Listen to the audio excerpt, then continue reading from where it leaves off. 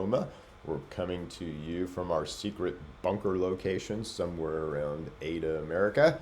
And we're happy today to have a new sponsor who is Yoga Circle here in Ada. So if you're in the Ada area, be sure you go downtown and check out Yoga Circle. It's a really nice space and they have classes, so do all kinds of cool stuff, and is run by a really neat lady named Key.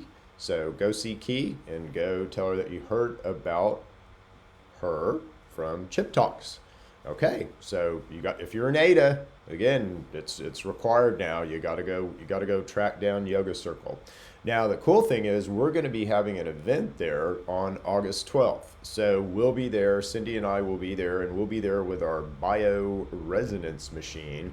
In order to really look and help people go back to school. So it's kind of what we're doing today is a little bit of a kind of a lead in to that event. But we think it's really, really important to, and I'll talk about this, through the course of this little Chip Talks, but when we're around a lot of people, and we know this from COVID, when we're around a lot of people, we need to have our shields up, right? So we need to understand our immune system. We need to understand what's wrong with us. We need to understand, what our current state is. And there's really no tool right now in, let's say, the pharma system to determine what your state is, right? So how much bacteria do you have inside of you, and do you have it in your liver or your lungs or your prostate or your urinary system, or where is that bacteria and where does that bacteria live? Well, right now in medical science, there's really, that's very difficult information to get. So you can get a poop test, and again, a poop test is just going to give you information about your microbiome. So it's going to give you information about the good and bad bacteria that you have in your gut, but it's not going to really give you information about pathogenic bacteria. So bacteria that might be, hiding in other places, or, it's not going to tell you about hook, round, and pinworms minimally. And hook, round, and pinworms are, I promise you, 90% of the people who are listening to this right now have hook, round, and pinworms. We know we need to deworm our animals, and yet we, don't deworm ourselves ever, and we're subject to the same stuff the animals are. We don't eat poop, but we let our dogs who eat poop, usually lick all over us, and where that stuff comes from isn't always from poop. It's everywhere. So you're exposed to that, and believe me, most people have hook, round, and pinworms. The nice thing about that is you can get rid of them pretty easy, and there's great stuff in veterinary medicine and veterinary science. I'll just put it that way. And if you want to know that, we've got lots of information about how to use all that and do all that. So anyway, but that's not what we're talking about today. So we're talking about back to school. So I went down a little bit of a bunny trail there, but let's get to it. And so, I want you to really we all know this, from COVID. Again, if we get in a populated place, we're more at risk for moving these pathogens around. Now, I'm going to want to get you to stop thinking that way, because I really want you to start thinking more about your immune system. So we just sort of right now, we assume, oh, well, we all kind of have the same immune system, and if we get around people, we got to stay away because, the stuff will transfer. Well, that's kind of right and kind of wrong. You certainly, if you're going to be around a lot of people, you need to understand that you're way more at risk for catching pathogens than you are sitting at home. But you also need to understand that just sitting at home, you have staph all over you all the time. Strep is all around. E. coli is all around. A lot of these bugs are everywhere, hook, round, and pinworms. So it's more about the strength of our immune system. So, I'm around, and a lot of you guys who watch this are, some of the people that have been through here and kind of been helped by what we do. So I'm around really sick people all the time, and I don't get sick. And that's because I know I have a strong immune system. I wouldn't, as we talk through this, I'll tell you what I wouldn't do, as we sort of move through this. But And I'll talk about sort of being in public too, because this is the biggest point. So what I really want you to take away from sort of this going back to school and is you're at risk. We are at risk when we're around a lot of people. So it's good to have information about kind of what's going on with you right now, because again, that's going to determine how and the way that you get sick, and begin to address that. But it's also very important to just understand the risk of being around a lot of people and a lot of people who don't understand their immune system. Okay, because there is some risk there. And that doesn't mean we need to wear masks and all that. It really means you just need to understand your immune system and understand how to work your immune system. So this is this is good tips. Proper how do you prevent the spread of infectious disease in a school setting? Well, proper hand washing, respiratory hygiene, cough etiquette. Cough into your sleeve, not all over someone.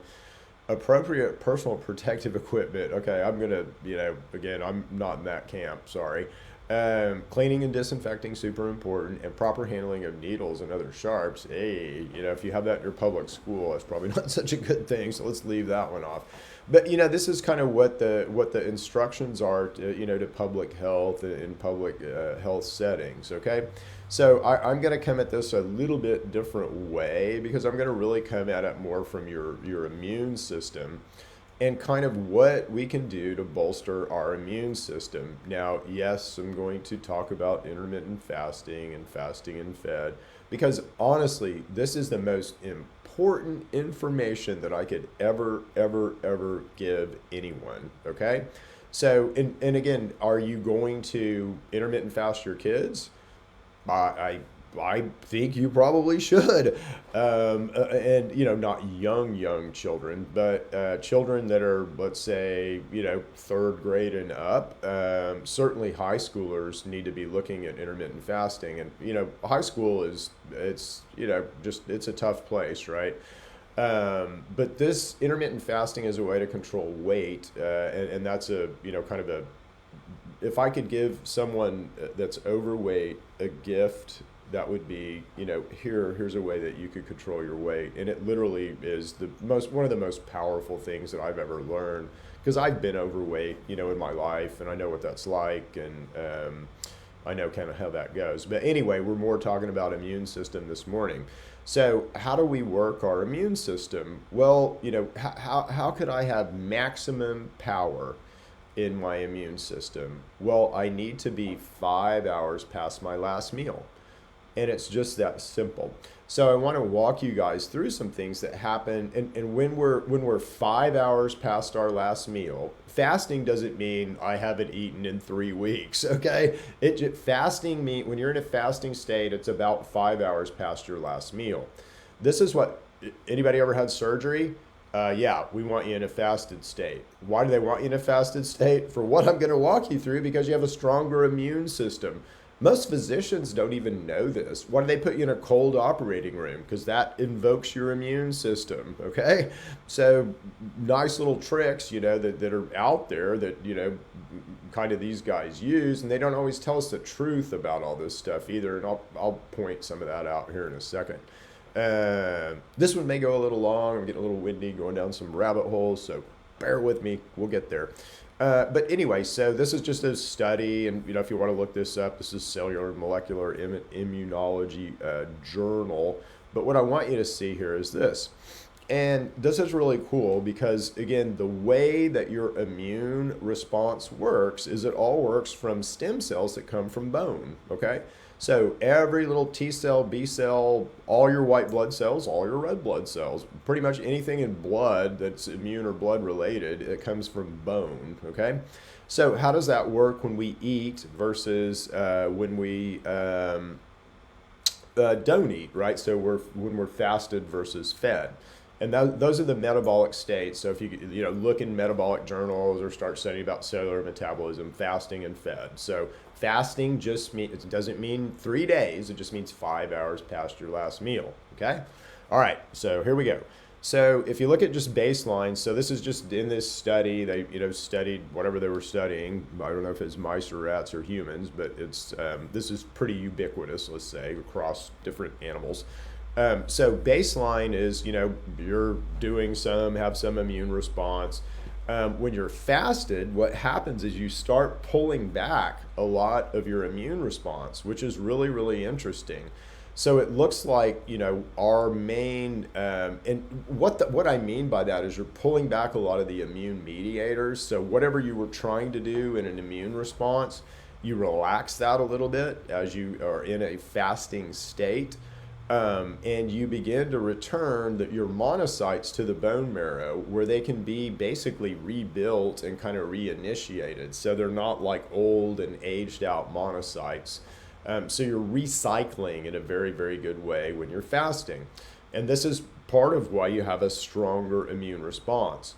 When you're fed, again, you are expressing a lot of immune mediators, and you have a lot of immune mediators in your circulation. So guess what? Your blood pressure is going to be higher under this situation. Your cholesterol is going to be higher under this situation. You're going to, if you have sort of a chronic inflammation and stuff like that, you're going to be worse, way, way worse after you eat. It's going to stimulate all this, and it's going to sort of stimulate that chronic inflammation, versus if you're in a fasted state, it's going to kind of pull that back and get that more in control. If you're immunocompromised, okay, so if you have a disease where you're immunocompromised, again, this is super important, just because by fasting, you can knock down your immune system. And immunocompromised means your immune system is too active, not active enough, all right? Nobody has we're all on the extreme end of everything because we eat all this inflammatory food right now. So anyway, but I just want you to sort of get this, that how core this is. And again, by the way, this is all endocannabinoid stuff is how all this works. So again, this is to further this point, I'm going to beat it home, but fasting before or after wound injuries accelerates wound healing, okay? So again, if you're in a fasted state, you're going to heal better. Fasting can heal the human organism of disease and reverse the aging process. I can personally attest to that. It's, fasting is just the magic bullet, okay? As far as health and immune health and weight and just about everything. So can fasting fight the flu or common cold? Now, again, this is kind of an interesting thing, but, here we go. So how does fasting affect your immune system? Fasting forces your body to rely on its energy stores to sustain typical function. So sometimes you will read these articles where it indicates that it's worse to fast. I'm telling you that is absolutely not true. So here we go. So yes, this thing really benefits your immune system, but in particular, beta hydroxybutyrate, BHB, may benefit the immune system, though the how this works isn't fully understood. Well, again, I fully understand it. It's right back here to this study and right here where we're looking at these bones, okay? So the fact that you guys don't understand it is interesting. But anyway, it's as you study this stuff, you're going to find, first of all, and I'll talk about this when I get to sugar, but first of all, as you study this stuff, you're going to find kids, cover up, a blizzard of bullshit about top level stuff. But as you really get into studies and stuff, you will begin to really discover kind of the truth. But it takes some digging, because you got to fight through the blizzard of BS that's up there as far as, and it's really related to fat, sugar, and kind of and fasting fed, and your relationship to light. So all of those things, if you go start digging into that, you're going to find a bunch of contrary information right off, until you really get into some good studies that you can get your teeth into, that you understand that okay, well, this has happened and this happened, so I kind of understand that you can validate the studies, let's say, for yourself, and use reason and logic rather than all the chaos and confusion that's up here. Okay, well, it's fasting, and again, intermittent fasting is something that we all can do. It's basically skipping breakfast, okay? And I know all you moms out there are like, what? This is a back to school thing? I'm going to send my kid off without breakfast? Yeah, you probably should, okay? Because you want that kiddo to have the best immune response they possibly can have. And again, if they're going to eat lunch at school, they're going to be around. When you eat, you effectively drop your immune. We'll talk about that at the end. I think that'll be my preachy rant. Just as far as what happens when we're around people and what we usually do. But anyway, this is just fasting is practiced in various religions. Examples include Lent in Christianity and Yom Kippur. Um, I'm not sure what that one is, or any of these really. But again, you can look in almost every major religion and you're going to see fasting as part of that religion. Well, why? I mean, God's probably given us a little bit of information about our health. Oh, I know why I want to grab this study now. So, interestingly, you can, intermittent fasting is about not eating all the time. I'll tell my quick story about a bear. Got to tell the bear story. Because a bear story really drives this home. Because this isn't about eating, it's about not how much you eat. That really doesn't matter. I mean, quality of food matters. And I'm just talking about immune health, boys and girls, but this all relates to your physical health. I mean, this is big picture stuff. This is, human operating manual. Where is that? Did any of you guys get one? I mean, I guess you got to go to medical school for 12 years or something, and only they're, allowed to have the human operating manual, and only they can be deemed to read it. I'm being facetious. There's a lot of good doctors out there. I have a lot of friends who are very, very good, kind and caring doctors. But at the same time, you have an institution there that kind of behaves that way. Well, I've just decided to build my own operating manual. I think that's best. And again, I'm a digger and a scientist, so that's what I do. So, I'm building a good operating manual that you can use as well, let's just say. But part of that operating manual, you should be taught how to run your immune system. We shouldn't be flying into the Klingons every day without our shields up. And we got to understand how to raise our shields. We've got to understand how to raise our shields. Or again, your children will be subject to another COVID or another stuff like that. If you understand your shields, that's not going to impact you the way that it will other people. Let's just put it that way. So you might still get sick, but you're not going to get as sick and it's not going to be as life-threatening. Okay? So again, operating manual. What does the operating manual say? You have an immune system. Super important. How does it say we should run the immune system? Number one thing is you have to intermittent fast. Yet you have to be like a bear. You don't have to eat in a 4-hour window like I'm going to tell you, but just let me walk you through what a bear does. And this is the way we need to think, not, 3 meals a day and calories and all that kind of crap. We need to think about an eating window. Okay, so a bear completely controls its weight, and by virtue, it's controlling its immune system. Bears don't get sick in the spring and summer. Bears don't get sick, really. Animals in the wild don't get sick, really, because they understand this, okay? We get sick because we eat all the processed crap. Anyway, a bear comes out of, I'm not going to, no, you don't have to go into a cave for 3 months and starve yourself, and we're not going to go there. So we're talking about every other part of that than going into the cave. So bear comes out of the cave. What does he do? One hungry bear, right? So grizzly bears, big bears, one hungry bear. Guess how many hours a day they eat? 4. They eat in a 4-hour window. And they do that all through the spring and all through the summer. And in that 4-hour window, they might eat a bunch of calories, 20,000 calories of fish or whatever, but they will stop eating after they've only eaten for 4 hours. And sometimes they may not eat, they may eat an hour of that 4-hour window, but they only eat in a 4-hour window. Okay? And by the end of the summer, there are no fat bears. There are no fat bears at the end of the summer, okay? They are all beefy, muscular, extremely healthy, non-COVID ridden, non-pathogen ridden, strong, immune strength bears, right? And then what do they do? Well, what do they do to put on weight? So they have to do something, and all they do, it's not, they start eating a bunch of sugar. That's not how it works. But all they do is they start eating in a 20-hour window, okay? And when you eat in a 20-hour window, because of fasting fed and because of what happens in your body when you eat, you're going to put on weight. Now, a bear understands how to model their fat, and so they're modeling this brown adipose tissue all through the spring and summer so that they can kind of put on all this weight and then survive, basically use that weight as fuel, but use the other brown fat as thermogenesis, as heat, and for other processes, basically. So they modeled their fat so they can kind of do this. But anyway, they start eating in a 20-hour window, okay? And they start putting on weight like crazy, and that's how they gain weight to go into the cave to hibernate. All right? Well, guess what most of us do?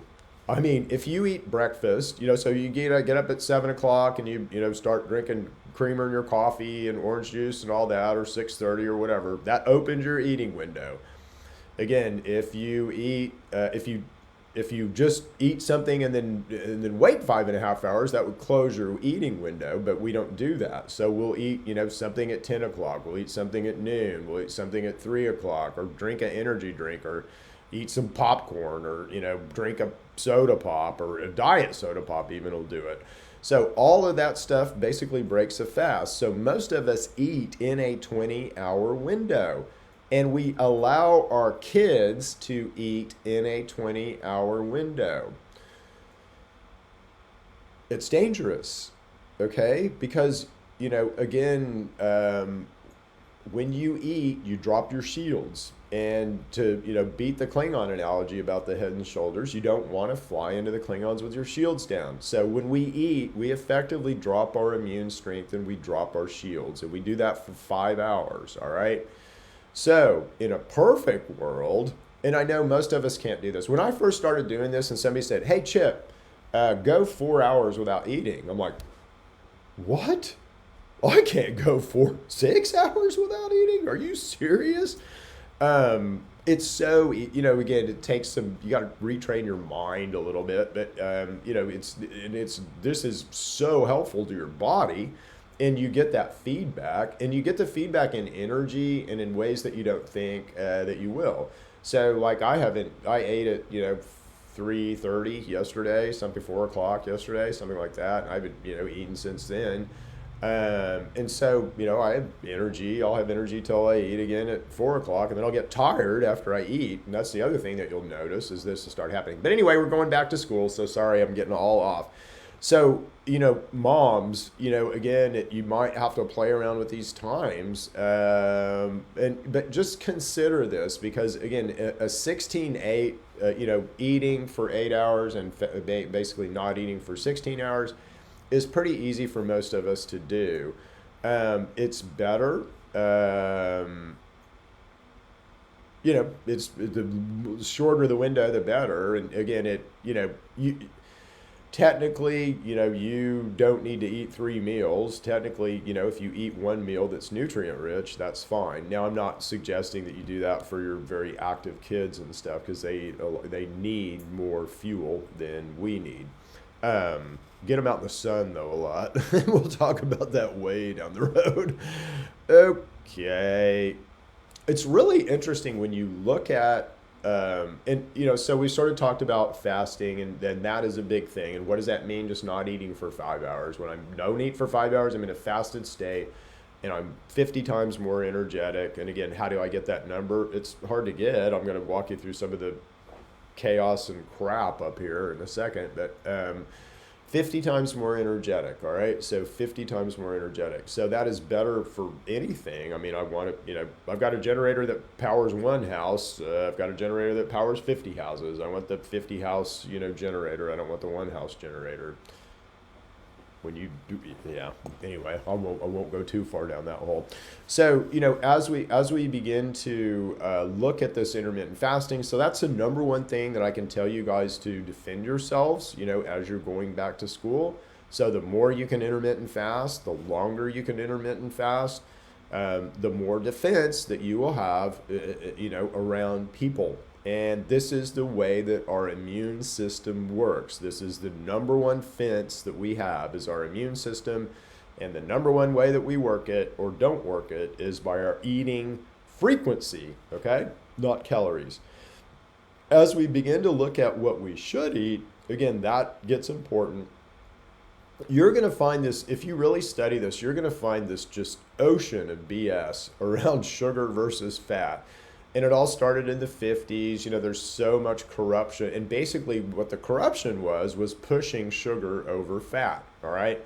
So they for whatever reason, whoever they are, but they, people, the sugar industry, you can look at them that way, but big business, big, corrupt government, all those folks colluded to basically push this giant sugar message right down your throat all through the 50s and 60s, and it still goes on today.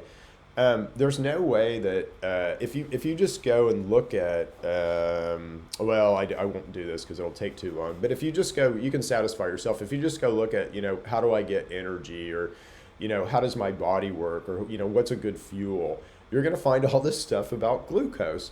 And glucose is, every cell will run on glucose. However, it is the least efficient way to run a cell.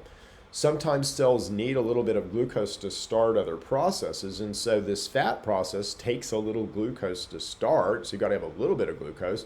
And again, every cell, it's ubiquitous. Glucose is everywhere. If you put glucose on this, scissors, there are cells in there that will begin to run on the glucose. So glucose will run any cell, but it's not the way that you want to run. You want to run on fat, all right?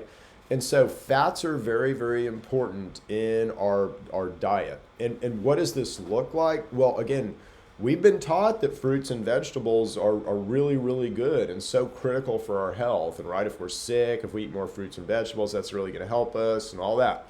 That's kind of true, but where's the benefit? If you really drill that down to a cell and what a cell needs, well, the benefit with fruits and vegetables is in the fiber, okay? So it's got fiber, and that helps things. And then they also usually have a lot of vitamins, all right? But that's it.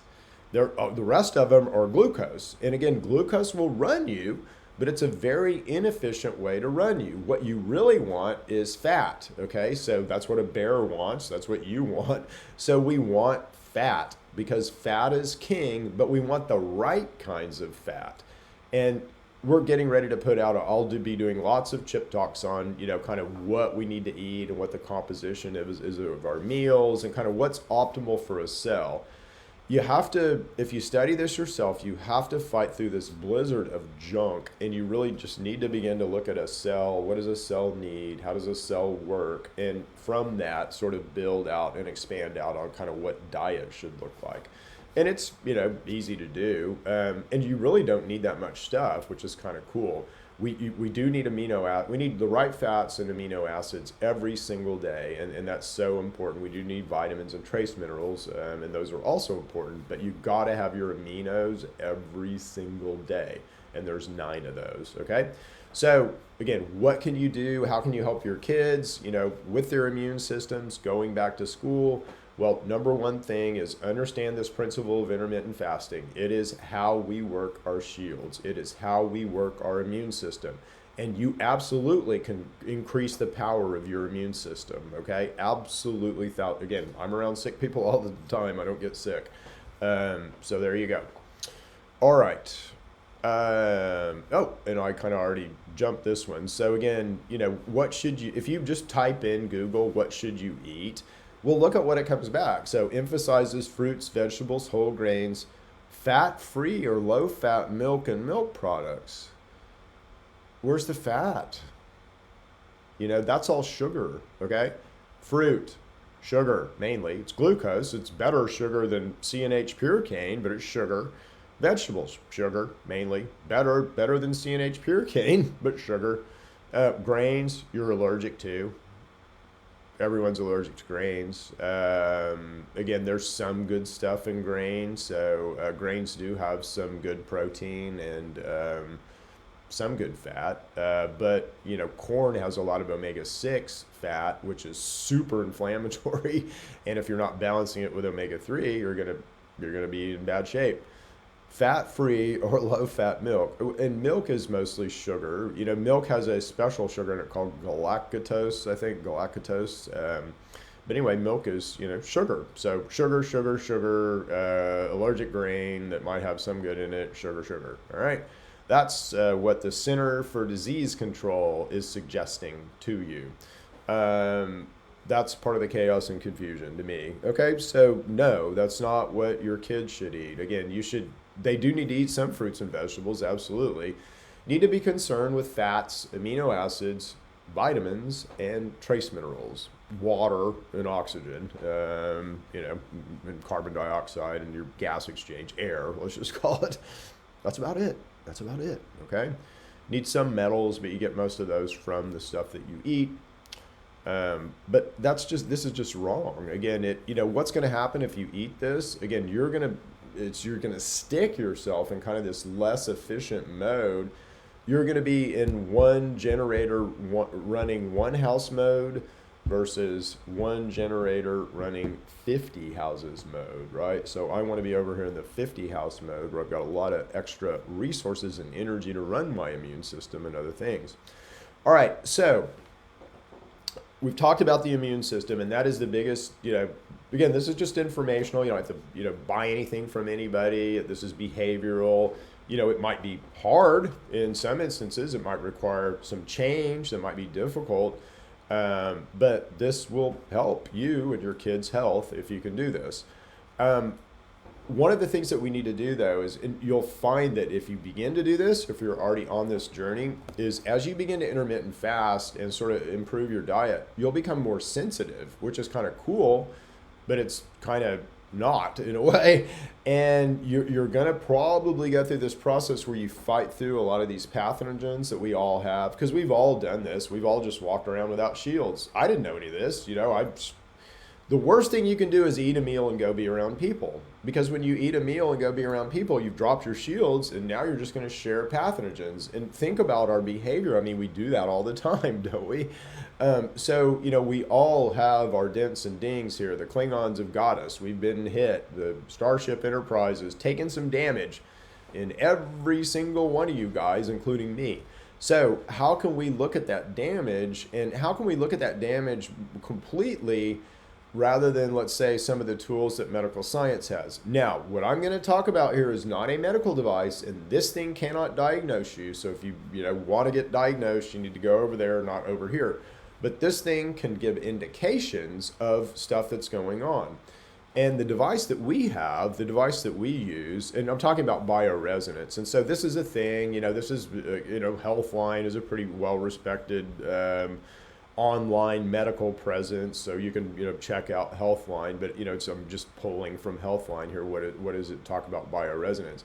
And again, bioresonance is another thing that you're going to find a lot of chaos and confusion about until you sort of really dive into it. And if you want to know all about it, I'd love to talk about it. And it's very interesting to me how it all works and where the history of it came from, which is really cool. But I'll spare you that for right now, because we are running long on this one. But this is what we're going to be doing at Yoga Circle. Okay, so we'll be doing this at Yoga Circle on August 12th. So if you have a kid, if you're in Ada or the Ada area, it's not that, Ada's around Ardmore, is not that far, Pauls Valley's not that far, Shawnee's not that far, Oklahoma City's not that far. So if you have a kiddo who's getting ready to go back to school and you have time, come down here to Ada and attend this clinic that we're going to be doing at Yoga Circle, which will be really good. Now, the other thing about all of this is, what else helps all of this? And there's some extreme things. So again, if I put you in a cold room, your immune system is going to go up. If I put you under pressure, a lot of pressure, like bariatric pressure beds, your immune system is going to go up. If you exercise, your immune system is going to go up. And yoga is one of I would say, the easiest ways to get started in exercise that is so super beneficial. I mean, I used to be and I don't do this anymore, but I used to run. I was a marathoner. I've run, I don't know, we'll say 8 marathons. I've done, numerous triathlons. So, I was I wasn't competitive by any means, but I was in very good shape, let's say, and have been in my life. So I know what it feels like to have my body in really good shape, and I know what it feels like to have to work that hard to put my body in that shape. Well, yoga, again, will do that with very simple and easy to do moves that almost anyone can do, and it really is more of a balanced way to put your body in shape. So as we go on this health journey, I can almost guarantee you that yoga will be part of this health journey. And all this is going to marry up into kind of a new, just my 2 cents. I think all of this is going to marry up into kind of a new health system, you know? So I think we're all kind of seeing that there's really good stuff in the pharmaceutical system. I mean, if I get shot or run over, take me to the hospital. There's really, really good stuff there. Acute and traumatic care, they do great at, but you know, on the day-to-day stuff, not so much. And why hasn't anyone told you about your immune system and how it works? I find that fascinating. And it, you know, you almost have to go to the nefarious place of they don't want you to know because they, you know, want you to be a product, right? And that's scary and all that. But boy, sure what it looks like. And, you know, the chaos and confusion around some of this stuff is, you know, equally kind of supports that.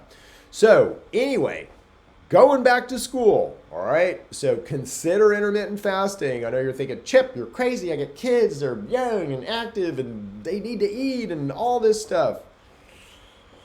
Yeah, do your research. I'm just, you know, it's hard. It's hard to do these things, but it is beneficial and it is worth it. Past that, look at what you're feeding them. Again, if you're feeding them a bunch of fruits and vegetables because you're being the good mom like you know, have heard you should be, you might want to rethink that. You might want to relook at diet.